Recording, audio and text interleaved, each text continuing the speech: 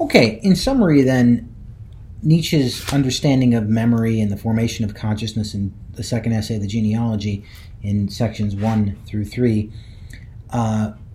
Nietzsche asked this question: how can one create a memory for the human animal? How can one impress something upon this partly obtuse, partly flighty mind, attuned only to the passing moment, in such a way that it will stay there? So he is asking, what gave us the leap in consciousness genealogically that allows us to be human in the sense we understand it? And remember, it has to do with the connection between memory, resentment, we could say knowledge of good and evil, and the relation between pain and weakness. Now, he said, we talked about in the last video that pain and trauma infuse a memory and distill a memory. But we said earlier that Nietzsche thinks that memory is connected with resentment. That is, the feeling of weakness and the projected outwardness of evil, right?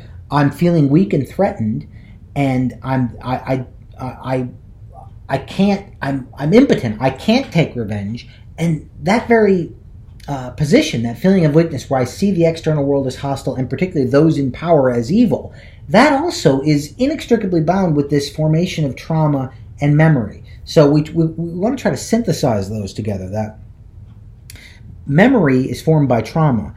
Trauma is related to the feeling of weakness and the position of threat, and the knowledge of good and evil, seeing the world in terms of good and evil. Particularly the word evil is important there, that I may hate, but hate in such a way that I cannot take revenge, right? If I could just take revenge there'd be no need for me to hold on. Remember, the slave revolt in morality becomes creative when ressentiment becomes imaginary and gives birth to value. It goes inward and creates imaginary scenarios of revenge. All of this are connected together for Nietzsche, and it's our task then to think all of this together.